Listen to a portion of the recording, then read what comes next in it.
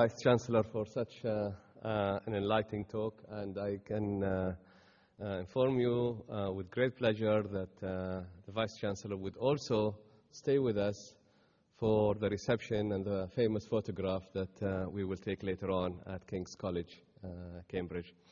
But now we want to move to the last session. We don't have much time, fortunately. And this is basically a Q&A, and this is where we want to engage you to ask His Excellency and the Vice Chancellor any questions that you wanted to do. I hope that is okay with both of you. And this session is going to be chaired by Professor Yasser Suleiman, who is, of course, known to many of you here and who is the director of the Prince Al Walid Center for Islamic Studies and holds Sultan Qaboos Chair for Arab Studies at the University of Cambridge. Professor Yasser, the floor is yours. Thank you. Thank you very much indeed, Secretary General and Vice Chancellor. Thank you all for coming to this meeting. It's so good to see so many people returning, so many new people joining us. This is a credit to the GRC. My role here is to engage us all in a discussion. I would like this discussion to be wide-ranging, penetrating, no holds barred. We like to really have a lively debate. So my first task will be to keep an eye on the time. Secondly, sometimes to agitate, provoke, be a devil's advocate, and sometimes to be a judge. So if somebody goes on for a long, long time, I will reserve the right for myself to say, can you please, bring it to a close. Now, I hope that our questions will not just be factual questions. They'll be sort of critical, engaging questions, because this is very much in the spirit of Cambridge. With all of this, I would like to open the discussion to the floor. Will the lights be on or off? Oh, okay. Do you want the lights on in the audience? Or that's fine. Okay. So, the lady there.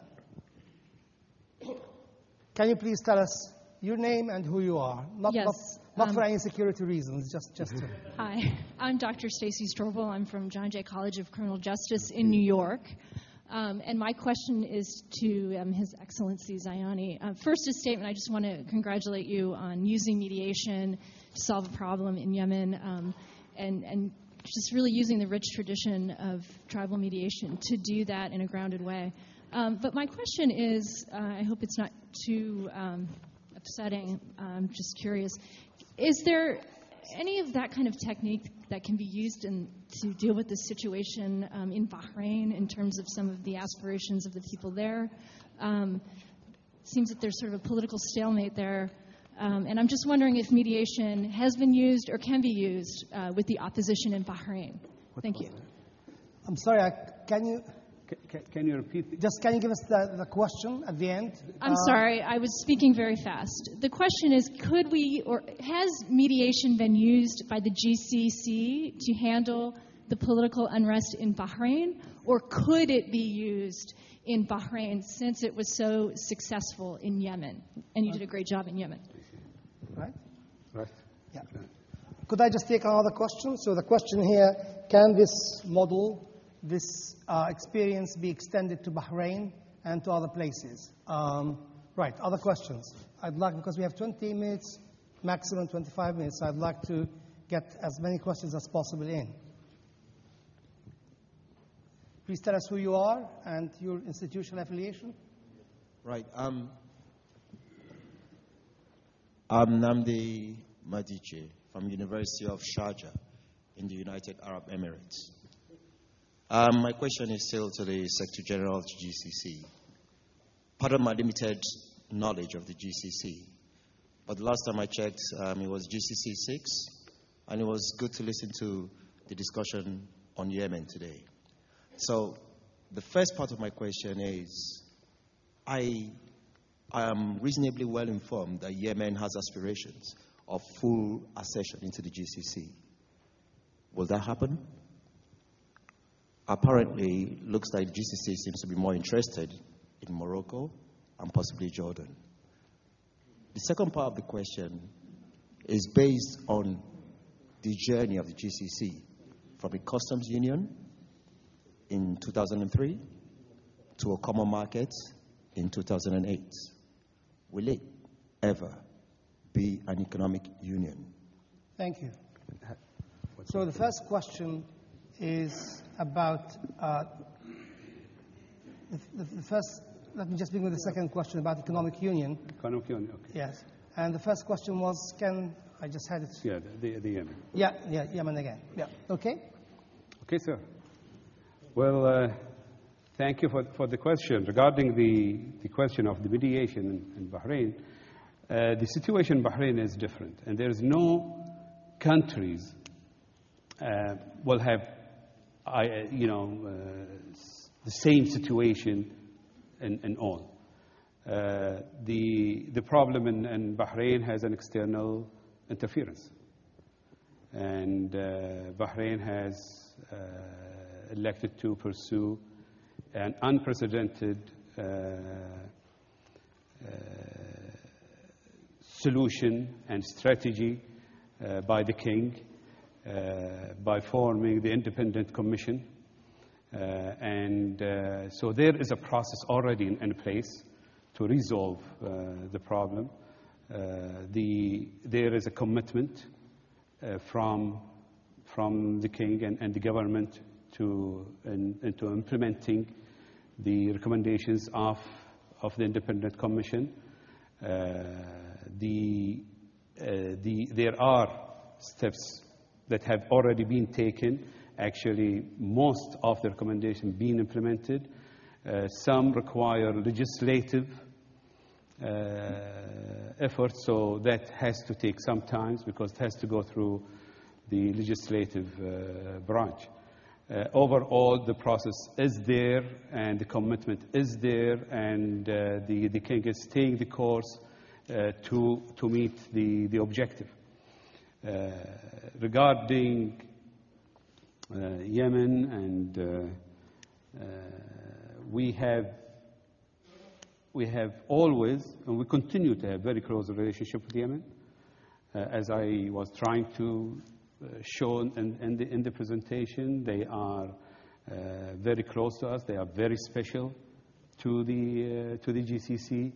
They are the only country who are fully member of the 13 social organizations I was talking about. We are now more concerned about the stability, the security of Yemen. We need all the support and the effort to be directed towards completing this process. Morocco and Jordan and all Arab countries are close friends.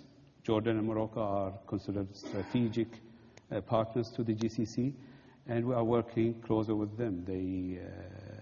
We are developing a kind of development program to support both countries economically.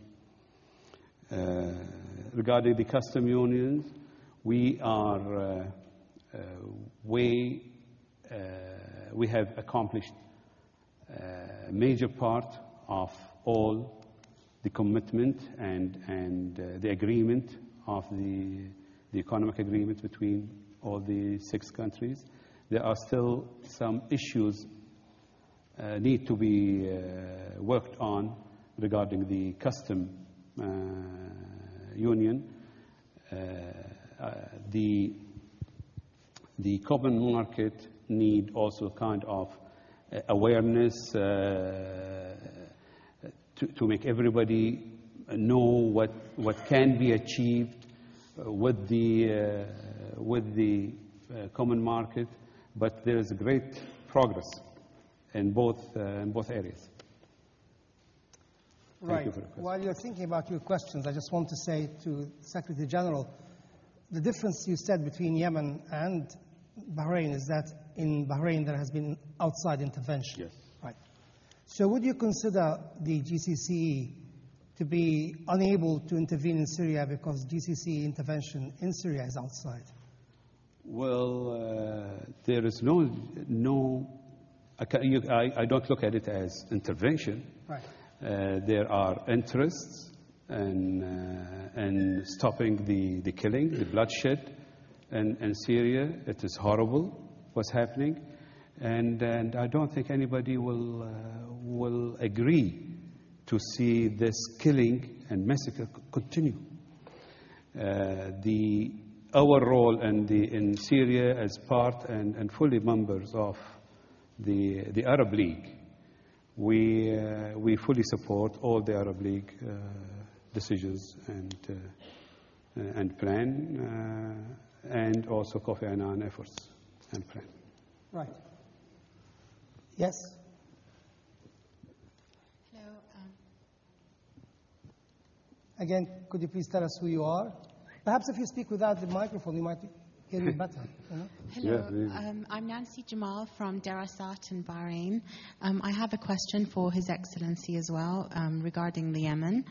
I was hoping to hear more about sectarian politics in Yemen and how it has affected or impacted the mediation process that you have been a part of. Thank you. Thank you. So, sectarian politics in Yemen. Yes? There's a question here. There's a question there. Do you have the microphone? Yeah. Thank you. Adil Hamazi, a postgraduate student at SOAS. My question once again to His Excellency, Director General. You reiterated the need for economic cooperation in the GCC and continuing and enhancing all the time. A question you probably get all the time, and I'll just ask it again. How realistic is the potential for a single currency in the GCC? We can't get it. Can you just speak without the microphone? So I can't hear you. How realistic? How realistic is the potential for a single currency in the GCC? So, how realistic is the potential for a single currency in the CGCC? So, another question. Yes? Without the microphone. The microphone is not helping. So, right. If you stand up and speak, we might need it. Right.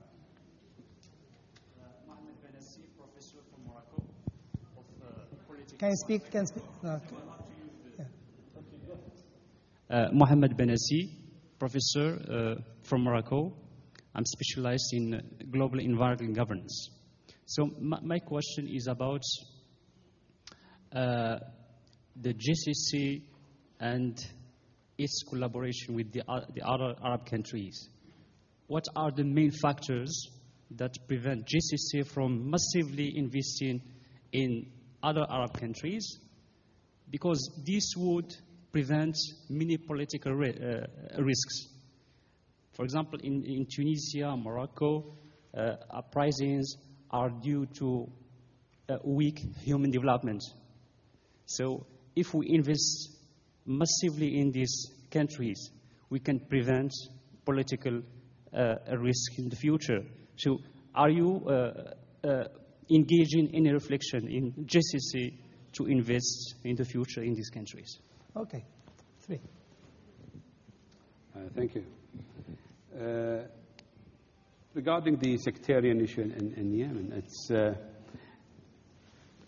as I was trying to indicate that we had to focus, stay the course. I have identified the opposition leaders and the ruling party leaders. We were always trying to avoid what I was referring to during the entire process is reinitializing, zeroing the initiative, where time will be of the essence. You lose time. So we had to focus